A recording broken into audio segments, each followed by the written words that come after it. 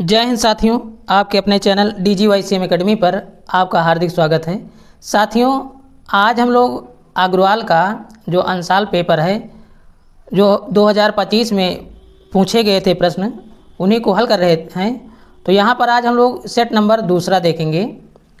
तो इसमें का सेट नंबर दूसरा है जो 2025 में आया हुआ है। तो आप लोग यदि ये सभी पेपर जो हल कराए जा रहे हैं हल कर लेंगे तो आपको परीक्षा में बहुत फ़ायदा होने वाला है।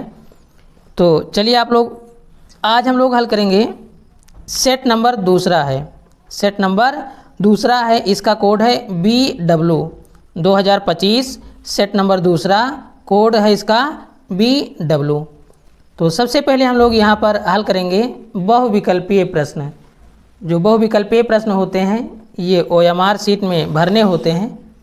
तो यहाँ पर हम लोग देखेंगे आज। तो यहाँ पर पहला क्वेश्चन दिया गया है। पहला क्वेश्चन क्या कह रहा है, यहाँ पर दिया गया है कासेक A माइनस काट A। इसे लिखेंगे कासेक A माइनस काट A। उसके बाद में 1 प्लस कास A, ये हमको दिया गया है।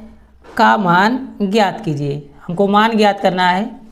तो इसे हल करने के लिए आप लोगों को कुछ महत्वपूर्ण जो सूत्र होते हैं उन्हें याद करना चाहिए, क्योंकि त्रिकोणमिति में ज़्यादातर सूत्र ही होते हैं। तो आप लोगों को सूत्र बहुत अच्छे तरीके से याद होने चाहिए। कासेक, यहाँ पर लिखेंगे कासेक A बराबर, कासेक A बराबर 1/sin A, 1/sin A, ये सूत्र लगेगा।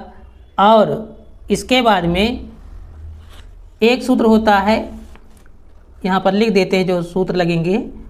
काट A बराबर, काट A बराबर कास A बटे साइन A, ये सूत्र होता है। अब इसके बाद में यहाँ पर देखा जाए कासेक A माइनस काट A।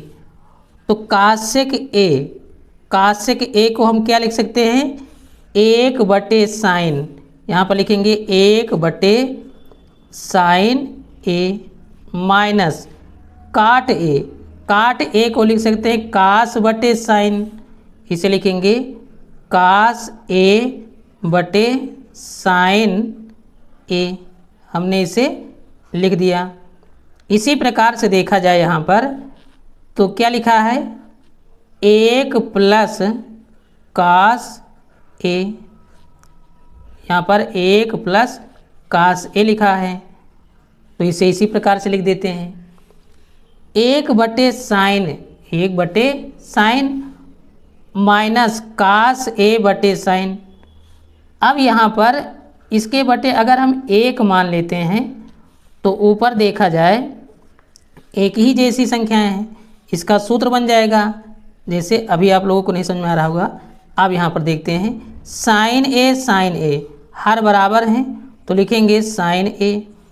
अब इसे लिख सकते हैं 1 माइनस कास A और इनटू में 1 प्लस कास A और बटे में 1 मान सकते हैं। अब इस प्रकार से देखा जाए तो यहाँ पर 1 minus cos A, 1 plus cos A।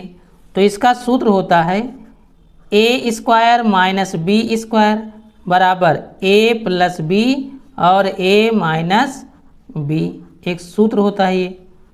अब एक ब्रैकेट में जुड़ा है और एक ब्रैकेट में घटा है, यहाँ पर प्लस लगा है, यहाँ पर माइनस लगा है।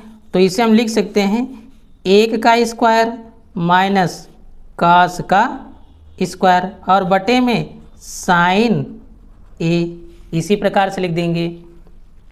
तो एक सूत्र और होता है sine square theta plus cos square theta बराबर 1। तो इसे हम लिख सकते हैं कि साइन स्क्वायर A बराबर 1 माइनस कास स्क्वायर A। इस प्रकार से यहाँ पर देखा जाए तो 1 माइनस कास स्क्वायर A, इसके बराबर हम क्या लिख सकते हैं, साइन स्क्वायर A। तो यहाँ पर लिखेंगे, यहाँ पर 1 माइनस कास स्क्वायर ए, तो लिखेंगे साइन स्क्वायर ए और बटे में साइन ए हो जाएगा। अब यहाँ पर डबल साइन है तो एक साइन से ये साइन कैंसिल हो जाएगी, तो कितना बचा, साइन ए आ जाएगा, साइन ए हो जाएगा। तो इस प्रकार से इसमें ऑप्शन नंबर कौन सही हो जाएगा, D, option number D, sign A. ये हमारा पहला सवाल है। अब दूसरा क्वेश्चन देखते हैं साथियों। यहाँ पर दिया गया है किसी पासे को एक बार फेंका जाता है तो एक विषम संख्या आने की प्रायिकता ज्ञात कीजिए। तो यहाँ पर एक पासा, तो पर कह रहा है एक पासा, जब एक पासा को फेंका जाएगा तो इसमें से कौन सी संख्या आ सकती है। जैसे हम देखें यहाँ पर 1 आ सकता है या फिर 2, उसके बाद में 3, 4, 5 और 6। अगर एक पासा को जब फेंका जाएगा तो इसी में से कोई संख्या आ सकती है, लेकिन सवाल में क्या कह रहा है कि एक विषम संख्या आने की प्रायिकता ज्ञात कीजिए। तो विषम संख्या आने की प्रायिकता के लिए यहाँ पर विषम संख्या कितनी हो जाएंगी, 1, 3, 5, कितनी संख्या हो जाएंगी, 3। केवल 3 कंडीशन है विषम संख्या आने की प्रायिकता। और कुल कंडीशन कितनी है, तो कुल कंडीशन है 6, क्योंकि इसमें से कोई भी संख्या आ सकती है। तो विषम संख्या आने की प्रायिकता पूछ रहा है, तो यहाँ पर लिखेंगे प्रायिकता बराबर, यानी प्रायिकता विषम संख्या आने की प्रायिकता, तो प्रायिकता बराबर घटना घटने की प्रायिकता। तो कितनी प्रकार से घटना घट सकती है, या तो 1 आ सकता है, या 3 आ सकता है, या 5 आ सकता है। तो 1, 3, 5 केवल 3 कंडीशन है। और कुल घटनाएं कितनी प्रकार से घट सकती हैं, तो 6। तो 3 1 कम 3, 3 दूनी 6 बराबर 1/2 आ जाएगा। इस प्रकार से इस सवाल में आंसर कितना आ जाएगा, 1/2। तो इसमें हमारा ऑप्शन कौन सा सही हो जाएगा, 1/2, ऑप्शन नंबर बी, ये सही हो जाएगा। तो अब हम लोग चलते हैं अगला क्वेश्चन देखेंगे साथियों। क्वेश्चन नंबर यहाँ पर दिया गया है 3। क्वेश्चन नंबर 3 कह रहा है कि निम्नलिखित बारंबारता बंटन का वर्ग माध्यक वर्ग होगा। तो इसमें हमको माध्यक वर्ग ज्ञात करना है। तो सबसे पहले यहाँ पर जो बारंबारता दी गई है, इसमें सबसे बड़ी संख्या कौन सी है, 5 है। तो 5 का वर्ग अंतराल कितना है, 10 से 15, 10 से 15, ऑप्शन नंबर सी सही हो जाएगा। इसी प्रकार से देखा जाए निम्नलिखित सारणी का बहुलक वर्ग होगा। तो यहाँ पर देखा जाए 0 से 7, 7 से 14, 14 से 21, 21 से 28 और इसी प्रकार से 28 से 35, 35 से 42, ये वर्ग अंतराल दिया गया है। और उसके बाद में बारंबारता, तो इसमें सबसे बड़ी संख्या कौन सी है, 12। तो 12 का वर्ग अंतराल कितना दिया गया है, 7 से 14। तो ऑप्शन नंबर 7 से 14, ऑप्शन नंबर डी सही हो जाएगा, ऑप्शन नंबर डी सही हो जाएगा। इसी प्रकार से आप क्वेश्चन नंबर 5 देखते हैं। तो क्वेश्चन नंबर 5 में क्या कह रहा है, यहाँ पर कह रहा है कि एक बच्चे के पास एक ऐसा पासा है जिसके फलकों पर निम्नलिखित अक्षर अंकित हैं, A B C D E ए। तो यदि पासे को एक बार फेंका जाता है तो ए होने की प्रायिकता ज्ञात कीजिए। कह रहा है ए होने की प्रायिकता ज्ञात कीजिए। तो इसका हम आंसर देखते हैं। तो उत्तर नंबर 5। तो यहाँ पर कितने डिब्बा दिए गए हैं, ए है और उसके बाद में बी है और इसी प्रकार से बी के बाद में सी दिया गया है, फिर डी दिया गया है और ई है और लास्ट में फिर ए है। तो कितने ए दिए गए हैं, यहाँ पर ए 1 है और 2 है। तो ए की प्रायिकता ज्ञात करना है। तो प्रायिकता बराबर कुल अनुकूल प्रायिकता, और ए 1 2, तो 2 कंडीशन है, इसमें से कोई भी संख्या आ सकती है। और कुल घटना कितनी प्रकार से घट सकती है, अर्थात 1 2 3 4 5 6 लिखेंगे। अब इसे हल करेंगे, 2 1 कम 2, 2 तिहाई 6 बराबर 1/3।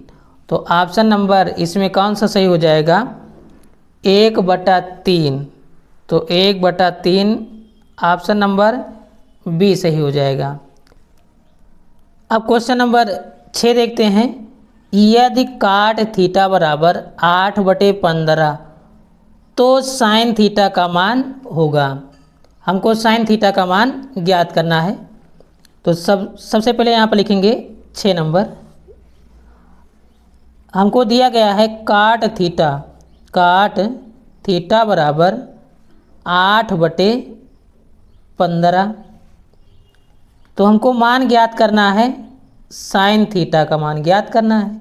साइन थीटा बराबर क्वेश्चन मार्क। तो सबसे पहले आप लोगों ने एक सूत्र पढ़ा होगा, लाल बटे कक्का, लाल बटे के ए। ये सूत्र है, ये ट्रिक है, इसकी सहायता से बहुत से सूत्र याद किए जा सकते हैं। तो सबसे पहले यहाँ पर एक फिगर बना लेते हैं। तो आप लोगों को पता ही होगा, ये लंब है और ये आधार है, ये कर्ण है। तो काट थीटा, तो साइन कास टैन, उसके ना कासेक सेक काट में उल्टा हो जाएगा, आधार बटे लंब। तो आधार कितना दिया गया है, आधार बटे लंब, तो आधार 15 और लंब कितना हो जाएगा 8। तो इसे ए बी सी मान सकते हैं। अब यहाँ पर हमको कर्ण ज्ञात करना है, कर्ण नहीं पता है, कर्ण ज्ञात करना है। तो कर्ण के लिए सूत्र एक होता है, कर्ण का स्क्वायर बराबर लंब का स्क्वायर प्लस आधार का स्क्वायर। तो यहाँ पर कर्ण इसी प्रकार से लिखेंगे, कर्ण का स्क्वायर बराबर लंब हमको दिया गया है 15 का स्क्वायर प्लस आधार 8 का स्क्वायर। तो कर्ण बराबर अंडर रूट, स्क्वायर हटाएंगे तो अंडर रूट हो जाएगा, 15 का स्क्वायर 225, 8 का स्क्वायर यहाँ पर 8 है, तो 8 अठाई 64। तो कर्ण बराबर ये जोड़ेंगे तो 5 4 9, 6 2 8 और 2। तो कर्ण बराबर कितना आ जाएगा, कर्ण बराबर 17, 17 17 289। तो कर्ण का मान कितना आया है, 17 आया है। हमसे पूछ रहा है कि साइन थीटा का मान ज्ञात कीजिए। तो साइन थीटा बराबर क्या हो जाएगा, साइन थीटा बराबर लंब बटे कर्ण। तो लंब यहाँ पर कितना दिया गया है 15 और बटे में कर्ण कितना दिया गया है 17। तो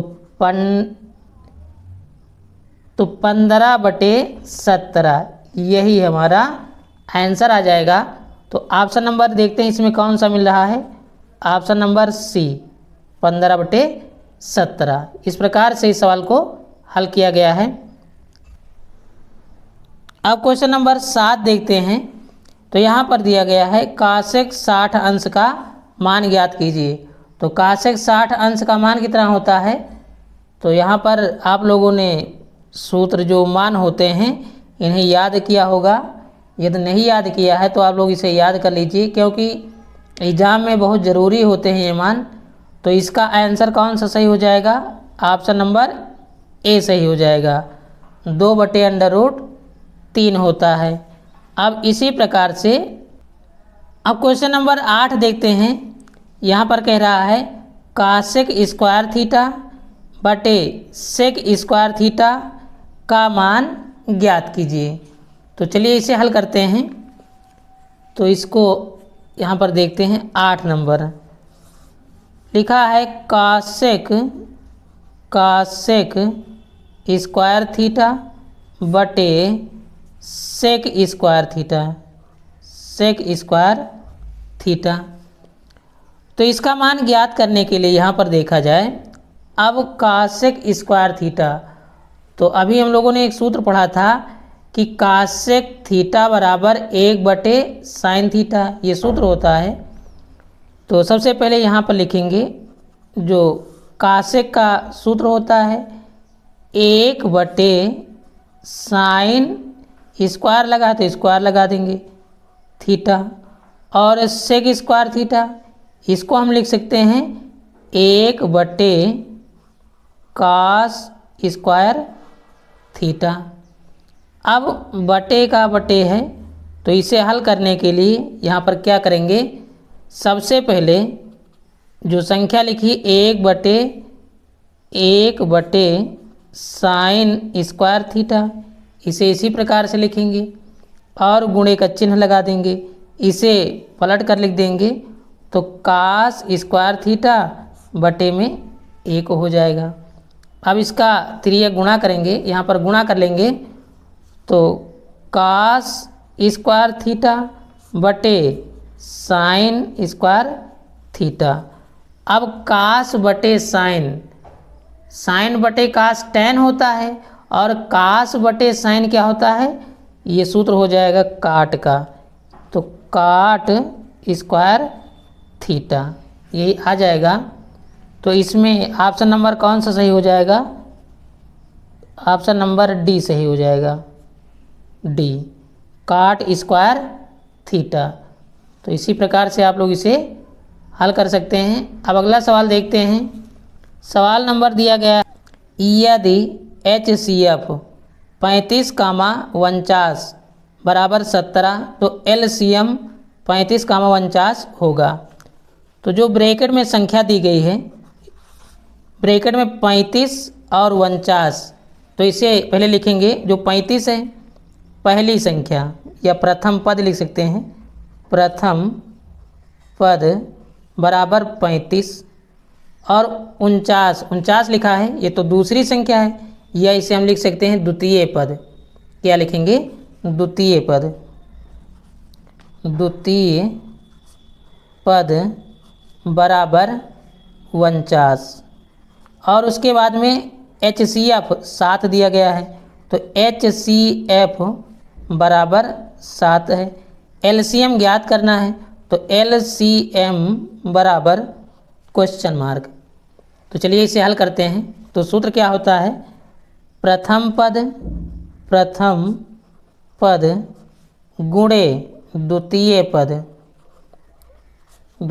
पद बराबर LCM गुणे HCF। तो सवाल में प्रथम पद हमको दिया गया है 35, तो यहाँ पर लिखेंगे 35 गुणे द्वितीय पद 49 बराबर LCM ज्ञात करना है, और HCF 7 दिया गया है। अब इसे हम काट सकते हैं, 7 से कट जाएगा, 7 एकम 7, 7 25 35। तो अब इसका गुणा कर लेंगे यहाँ पर 49 का और 5 का, तो 9 5 45, 5 चौक 20, 4 24, 245 LCM। तो LCM बराबर कितना आ जाएगा, 245। हम यहाँ पर लिखेंगे LCM बराबर 245, LCM बराबर 245। तो LCM बराबर 245 आया है, तो इस प्रकार से ऑप्शन नंबर कौन सा सही हो जाएगा, ऑप्शन नंबर सी सही हो जाएगा, 245 option number C is the correct है। तो ऑप्शन नंबर, अब हम लोग यहाँ पर देखते हैं क्वेश्चन नंबर 10।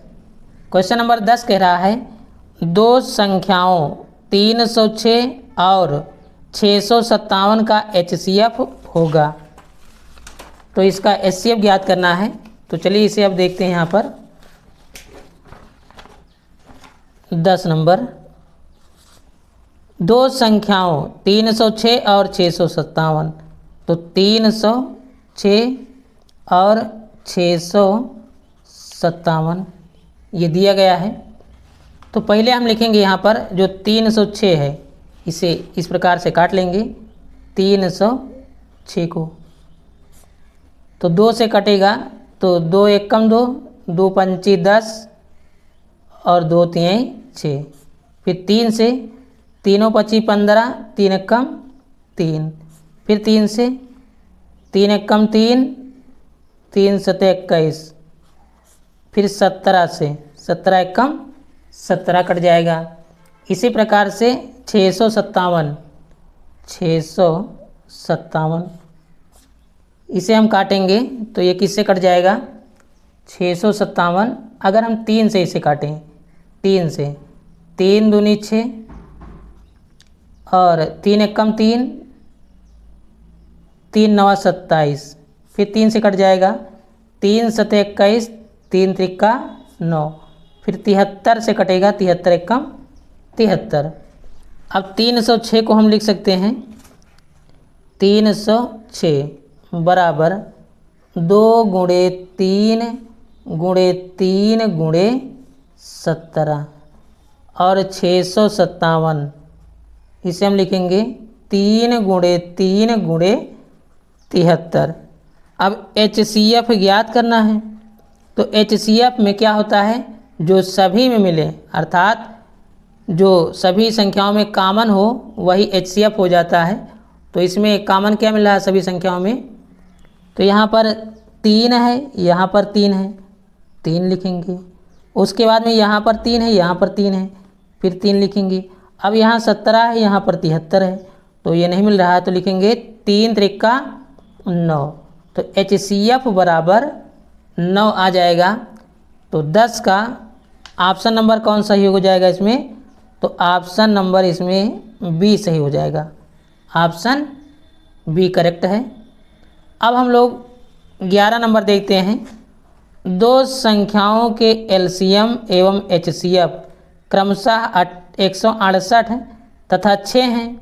यदि एक संख्या 24 है तो दूसरी संख्या ज्ञात कीजिए। चलिए इसे हल करते हैं। तो सवाल में कह रहा है कि यहाँ पर दो संख्याओं का LCM, तो पहले LCM दिया गया है, तो LCM 168 है, यहाँ पर लिखेंगे। क्वेश्चन नंबर 11 है, 11 LCM बराबर 168 है और उसके बाद में HCF 6 है, तो HCF बराबर 6 है। एक संख्या 24 है तो दूसरी संख्या ज्ञात कीजिए। तो पहली संख्या बराबर 24 है, तो दूसरी संख्या ज्ञात करना है। दूसरी संख्या बराबर क्वेश्चन मार्क। तो अभी हम लोगों ने सूत्र पढ़ा था, प्रथम पद इसी प्रकार से लिखते हैं, गुणे द्वितीय पद बराबर LCM गुणे HCF। तो पहली संख्या कितनी दी गई है, 24 है, तो पहली संख्या 24। दूसरी संख्या नहीं पता है तो इसे x मान सकते हैं। LCM 168 है, HCF 6 है। अब इसे हल करेंगे, 6 कम 6, 6 चौको 24, ये गुणा में है तो कट सकता है। अब 4 से इसे काटेंगे तो 4 एक कम 4, 4 दूनी 8, यहाँ पर 4 चौक 16, 4 चौक 16 और 4 दूनी 8, तो x बराबर कितना हो जाएगा, x बराबर 42, x बराबर 42 आ जाएगा। तो इस प्रकार से इसमें ऑप्शन नंबर 11 का बी सही हो जाएगा। ऑप्शन नंबर बी सही हो जाएगा, 42 आंसर आ रहा है। तो इस अब हम लोग यहाँ पर क्वेश्चन नंबर 12 देखते हैं। क्वेश्चन नंबर 12 दिया गया है, दो बिंदुओं A ब्रैकेट में A कामा B और B ब्रैकेट में 2A कामा 2B के बीच की दूरी ज्ञात कीजिए। यहाँ पर मान लीजिए कोई दो बिंदु हैं, ये A है और ये B है, इनके बीच की दूरी ज्ञात करना है। तो यहाँ पर A हमको दिया गया है A कामा B और यहाँ पर ये दिया गया है B 2A कामा 2B, ये बिंदु हमको दिए गए हैं। अब इनके बीच की दूरी हमको ज्ञात करना है। तो चलिए इसे हल करते हैं। तो यहाँ पर जो ए दिया गया है इसे मानेंगे x1 और ये y1, इसी प्रकार से x2 ये y2 है। तो दो बिंदुओं के बीच की दूरी ज्ञात करने का सूत्र क्या होता है, d बराबर under root x2 minus x1 का whole square plus y2 minus y1 का होल स्क्वायर। तो यहाँ पर लिख सकते हैं कि दो बिंदुओं के बीच की दूरी का सूत्र। तो x2 का मान हमको कितना दिया गया है, x2 का मान 2a, यहाँ पर लिखेंगे 2a माइनस x1 का मान a का होल स्क्वायर प्लस y2 का मान दिया गया है 2b माइनस y1 का मान है b का होल स्क्वायर। अब इसे यहाँ पर हल कर लेंगे, तो यहाँ पर इसे जब घटाएंगे तो a का होल स्क्वायर और ये कितना बचेगा, b का होल स्क्वायर। तो under root a square plus b square, ये हमारा क्या है, दो बिंदुओं के बीच की दूरी का सूत्र है। तो d बराबर under root a square plus b square. तो इस प्रकार से ऑप्शन कौन सा सही हो जाएगा इसमें, a square plus b square, option number a सही है। क्वेश्चन नंबर 13 यहाँ पर दिया गया है, सवाल कह रहा है यदि 5 सेमी त्रिज्या वाले एक वृत्त के बिंदु P पर स्पर्श रेखा PQ के केंद्र O से जाने वाली एक रेखा से बिंदु Q पर इस प्रकार मिलती है कि PQ बराबर 12 सेमी, तो OQ की लंबाई होगी। तो चलिए इसे हल करते हैं। सवाल कह रहा है यहाँ पर एक वृत्त है, तो हमने मान लिया ये 13 नंबर है। तो एक वृत्त है, तो एक वृत्त हमने मान लिया एक वृत्त है। अब इस पर ये रेखा है, स्पर्श रेखा है और एक केंद्र से यहाँ पर लंब की लंबाई है और केंद्र से इस प्रकार ये रेखा है। यहाँ पर कह रहा है सवाल में कि PQ की लंबाई 12 सेमी है, तो हम इसे P मान लेंगे, ये O हो जाएगा, केंद्र में है और ये Q है। यहाँ पर PQ की लंबाई 12 सेमी है, तो 12 सेंटीमीटर है।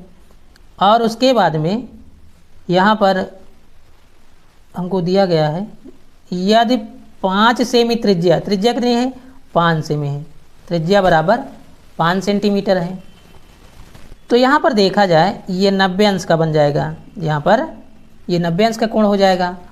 तो ये लंब है और ये आधार हो जाएगा और ये कर्ण OQ ये कर्ण है, तो हमको कर्ण ज्ञात करना है। तो सूत्र क्या होता है कर्ण का, कर्ण का स्क्वायर है, सूत्र क्या लग जाएगा, कर्ण का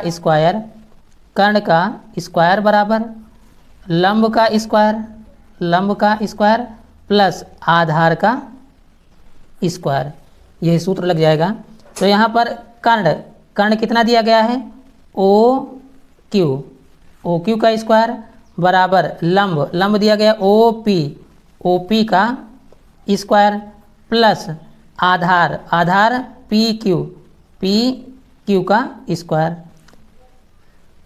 OP का मान हमको कितना दिया गया है, 5 सेमी, तो 5 का स्क्वायर, PQ का मान 12 का स्क्वायर और यहाँ पर OQ का स्क्वायर है। जब स्क्वायर हटाएंगे तो OQ बराबर अंडर रूट 25 हो जाएगा और ये 144, 12 बराबर हम 144। तो इसे जोड़ेंगे तो 5 4 9 और ये कितना हो जाएगा, यहाँ पर 4 2 6 और 169 आ जाएगा। तो 169 ये किसका वर्ग है, तो OQ बराबर 13 सेमी, 13 3 169, तो OQ बराबर 13 सेमी आ जाएगा। तो इस प्रकार से ऑप्शन नंबर कौन सही हो जाएगा, ऑप्शन नंबर बी सही हो जाएगा। अब हम लोग देखते हैं 14 नंबर क्वेश्चन नंबर 14। तो कह रहा है यहाँ पर नंबर देखते हैं, यदि त्रिभुज ABC तथा त्रिभुज DEF में कोण B बराबर है कोण E, तो वह त्रिभुज समरूप होंगे। कह रहा कोण B बराबर है कोण E के, तो त्रिभुज समरूप होंगे। तो कौन सी कंडीशन इसमें सही है हमको बताना है। तो यहाँ पर 14 नंबर में यदि हम फिगर की सहायता से इसे समझेंगे तो और आसानी से समझ में आ जाएगा। तो चलिए इसे हल करते हैं। 14 नंबर, सबसे पहले अगर हम देखें यहाँ पर एक त्रिभुज है, एक ये त्रिभुज है और एक इसी प्रकार से एक त्रिभुज और है, हमने बना लिया। तो त्रिभुज ए बी सी है, तो इसे हम मान लेंगे ए बी सी। और ये त्रिभुज है, मान लीजिए ई और इसे डी एफ, ये त्रिभुज है।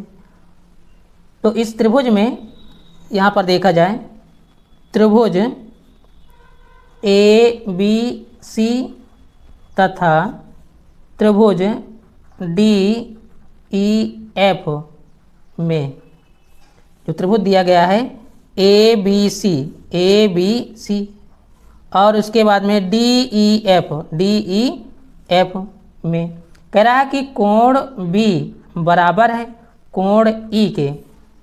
जब कोण बी और कोण ई बराबर है, ये कोण बी और कोण ई बराबर है, तो कह रहा है कि समरूप होंगे।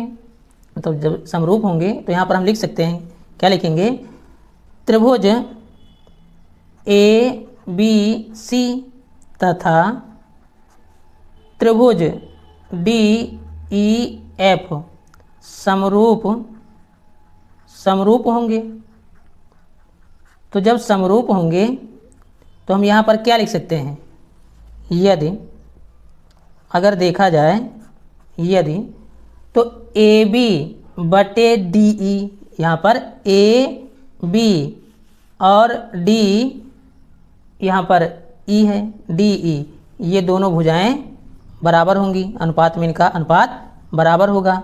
तो ए बी बटे डी ई बराबर ए सी, जो ए सी क्या लिखेंगे, ए सी बटे डी एफ, ये भुजा और ये भुजा डी एफ, इनका अनुपात ये बराबर होगा। तो इस प्रकार से इसे हल कर सकते हैं। तो इसका ऑप्शन कौन सा सही हो जाएगा, ए बी बटे डी ई, ए सी बटे डी एफ। तो ए बी बटे डी ई, ए सी बटे D F, option number A सही हो जाएगा। ऑप्शन नंबर ए सही होगा। तो आप लोग इसे बहुत आसानी से हल कर सकते हैं। अब अगला क्वेश्चन देखते हैं। Question number 15। क्वेश्चन नंबर 15 कह रहा है 7 सेमी त्रिज्या वाले एक वृत्त के एक त्रिज्यखंड का कोण 60 अंश है, त्रिज्यखंड का क्षेत्रफल होगा। हमको त्रिज्यखंड का क्षेत्रफल ज्ञात करना है। तो 15 नंबर, यहाँ पर 7 सेमी त्रिज्या है, आर बराबर 7 सेमी और कोण थीटा बराबर 90 अंश, थीटा बराबर 90 अंश है। त्रिज्यखंड का क्षेत्रफल, त्रिज्यखंड का क्षेत्रफल बराबर थीटा बटे 360, थीटा बटे 360 गुणे पाई आर स्क्वायर। तो थीटा का मान 90 अंश बटे में 360 गुणे 22 बटे 7, 22 बटे 7 और गुणे में आर का मान 7 गुणे 7। अब इसे हल कर सकते हैं। तो यहाँ पर 7 से 7 कैंसिल, 0 से 0 कैंसिल, 9 एकम 9, 9 चौक 36, 2 दूना 4 और ये 11 हो जाएगा। यहाँ पर लिखेंगे 11 सते 77 और बटे में 2। अब जब इसे भाग देंगे तो कितना आ जाएगा, 2 तिहाई 6, 2 तिहाई 6 हो जाएगा और ये बचेगा 2 8 16 दशमलव 2 पंची 10, 38.5 सेमी स्क्वायर आ जाएगा। तो त्रिज्यखंड का क्षेत्रफल बराबर थीटा बटे 360 गुणे पाई आर स्क्वायर। ऑप्शन नंबर इसमें कौन सा सही हो जाएगा, सी नंबर, ऑप्शन सी सही हो जाएगा। अब सवाल नंबर देखते हैं यहाँ पर 16 नंबर में कह रहा है कि एक खिलौना 4 सेमी त्रिज्या वाले एक शंकु के आकार का है, तो उसी त्रिज्या वाले एक अर्धगोले का यहाँ पर एक अर्धगोले पर अध्यारोपित है। यदि शंकु की त्रिज्या 12 सेमी है तो खिलौने का संपूर्ण पृष्ठ क्षेत्रफल होगा। तो चलिए इसे हल करते हैं। 16 नंबर में यहाँ पर देखते हैं। तो इस फिगर में सबसे पहले एक यहाँ पर शंकु है और एक अर्धगोला है। तो एक ये शंकु है और इसी में एक अर्धगोला बना हुआ है। इस प्रकार से ये अर्धगोला है। तो यहाँ पर ये इसकी ऊंचाई है, उसके बाद में ये त्रिज्या है। त्रिज्या हमको दी गई है 4 सेमी, त्रिज्या है 4 सेमी। जब 4 सेमी त्रिज्या है तो ये भी तो ऊंचाई इसकी 4 सेमी हो जाएगी, 4 सेमी ये भी है। और उसके बाद में तिर्यक ऊंचाई 12 सेमी है, ये 12 सेमी है तिर्यक ऊंचाई, 12 सेमी तिर्यक ऊंचाई है। तो इसे हम मान सकते हैं, ये मान लीजिए Q है और ये P है, यहाँ पर केंद्र है तो O हो जाएगा और इसे हम R मान लेंगे, ये S है। तो हमसे कह रहा है कि खिलौने का संपूर्ण पृष्ठ ज्ञात कीजिए, संपूर्ण पृष्ठ का क्षेत्रफल। तो सबसे पहले यहाँ पर देखा जाए जो आकृति बनी हुई है, इस आकृति में शंकु की त्रिज्या कितनी है। यहाँ पर शंकु की त्रिज्या क्या लिखेंगे, शंकु की त्रिज्या, शंकु की त्रिज्या। तो शंकु की त्रिज्या बराबर 4 सेमी है, 4 सेमी है।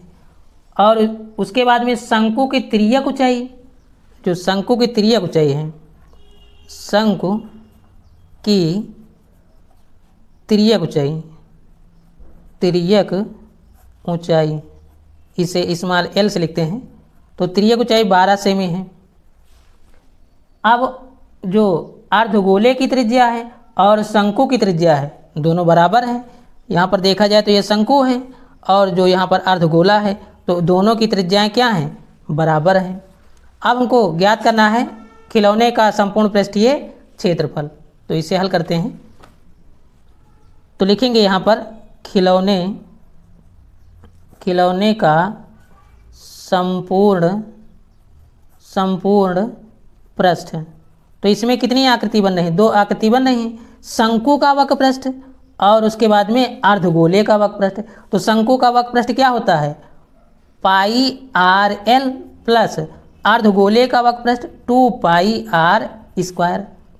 अब यहाँ पर पाई को कॉमन ले लिया जाए या फिर इसे इसी प्रकार से लिखा रहने देते हैं, पाई गुणे आर का मान कितना दिया गया है 4 और गुणे एल का मान कितना दिया गया है, तिर्यक ऊंचाई 12 प्लस 2 गुणे पाई गुणे आर का मान 4 है तो 4 गुणे 4, इसका गुणा करेंगे तो कितना हो जाएगा 12 चौक 48 पाई प्लस 4 चौक 16, 16 दूना 32 पाई। जब इसे जोड़ेंगे तो 8 2 10 के 0 हासिल आए 1, 4 3 7 1 8, 80 पाई सेमी स्क्वायर। तो 80 पाई सेमी स्क्वायर। इस प्रकार से देखा जाए तो ऑप्शन नंबर डी सही हो जाएगा, 80 पाई सेमी स्क्वायर। अब हम लोग देखते हैं यहाँ पर क्वेश्चन नंबर 17, द्विघात समीकरण x square plus 7x plus 12 के शून्यांक होंगे। हमको शून्यांक ज्ञात करना है। तो 17 नंबर अब हम लोग देखेंगे। 17 नंबर में जो x square plus 7x plus 12 है, तो पहले इसका हम गुणनखंड करेंगे। क्या लिखेंगे, द्विघात बहुपद, द्विघात बहुपद। जो द्विघात बहुपद दिया गया है बराबर x square plus 7x plus 12, इसके हम गुणनखंड करेंगे।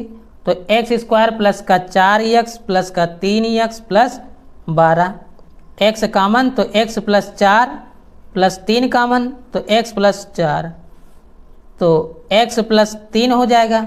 यहाँ पर x प्लस 3 और x प्लस 4, यहाँ पर x प्लस 3 हो जाएगा, x प्लस 4 हो जाएगा।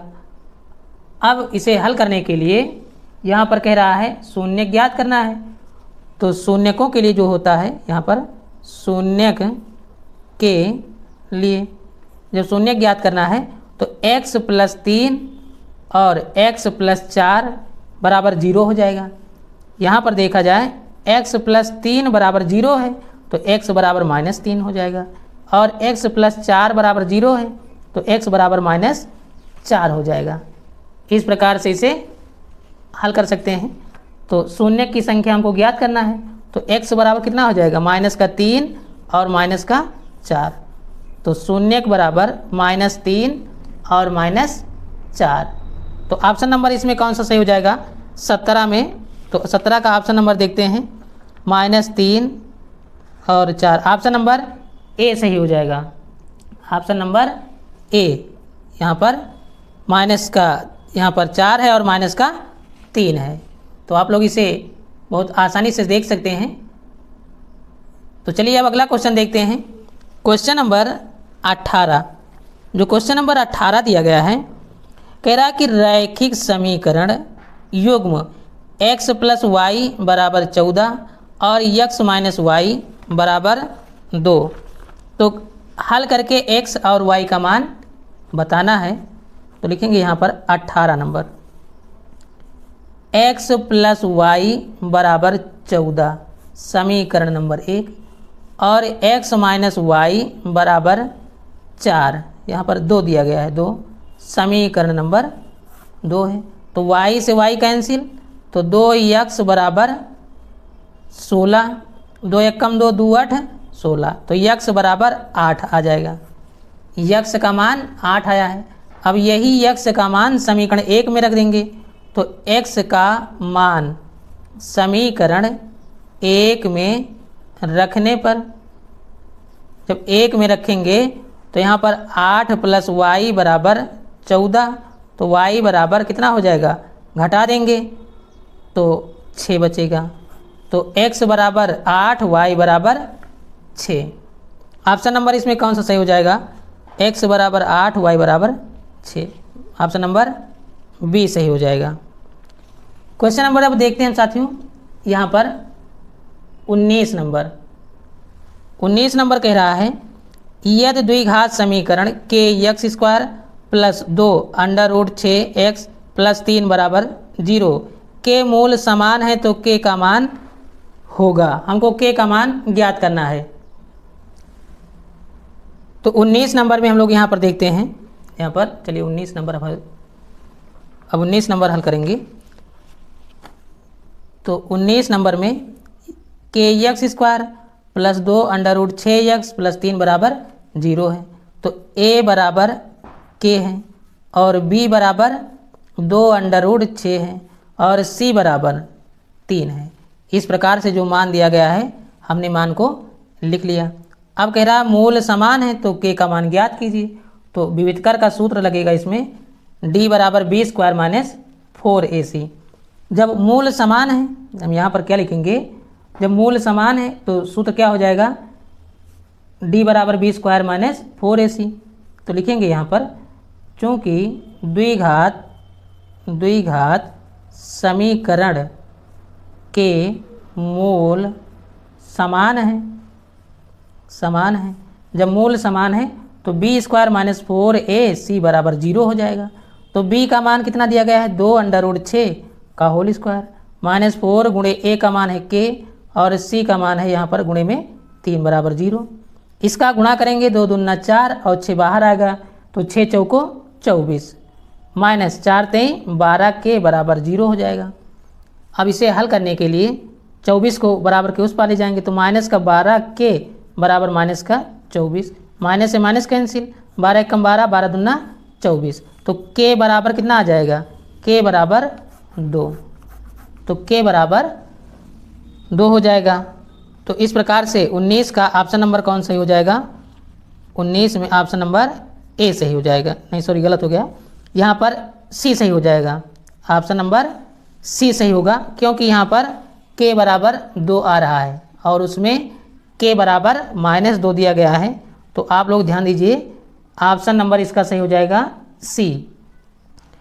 अब हम लोग यहाँ पर देखेंगे क्वेश्चन नंबर 20, आज का लास्ट क्वेश्चन है। तो जो AP दिया गया है ये समांतर श्रेणी -6 कामा -4 कामा -2 का 7वां पद होगा। हमको 7वां पद ज्ञात करना है। तो दिया गया है -6 कामा -4 कामा -2 डैश डैश का 7वां पद होगा। हमको 7वां पद ज्ञात करना है। तो समांतर श्रेणी हमको दी गई है। समांतर श्रेणी, जो समांतर श्रेणी है -6 -4 -2 डैश डैश इस प्रकार से दी गई है। अब यहाँ पर देखा जाए तो a बराबर कितना दिया गया है, जो पहली संख्या है -6 a का मान है, a बराबर है। और सर्वांतर ज्ञात करना है तो d बराबर T2 - T1 एक सूत्र होता है। तो पहली संख्या T1 फिर T2 और T3 इसी प्रकार से लिख सकते हैं। तो T2 बराबर -4 है और T1 माइनस प्लस 6 हो जाएगा। जब इसे घटाएंगे तो 2 प्राप्त हो जाएगा। तो D बराबर 2 आ जाएगा। अब हमको ज्ञात क्या करना है, 7वां पद ज्ञात करना है। जैसे सूत्र होता है, आप लोगों ने पढ़ा होगा, nवां पद ज्ञात करना। सूत्र क्या होता है, nवां पद बराबर a + n-1 इंटू D। तो इसी प्रकार से 7वां पद लिखेंगे। 7वां पद बराबर a का मान -6 प्लस n का मान कितना दिया गया है, हमको ज्ञात करना है 7वां, और गुणे 1 और d का मान 2 आया है, बराबर -6 प्लस ये 6 हो जाएगा गुणे में 2 बराबर -6, और इसका जब गुणा करेंगे 6 दूनी 12। अब यहाँ पर जब इसे घटा देंगे तो बराबर 6 आ जाएगा। ये हमारा आंसर हो जाएगा। तो 20 नंबर में आंसर 6 आ रहा है। तो इसका ऑप्शन कौन सा सही हो जाएगा, option number D. Option number D सही हो जाएगा। तो साथियों, ये वीडियो आप लोगों को कैसा लगा कमेंट में ज़रूर बताइए, और पूरा वीडियो देखने के लिए आपका बहुत बहुत धन्यवाद। इसी तरह से आप लोग सपोर्ट बनाए रखिए और चैनल को सब्सक्राइब कीजिए, क्योंकि इसी तरह से आपको बहुत महत्वपूर्ण वीडियो मिलती रहेंगी। तब तक के लिए धन्यवाद।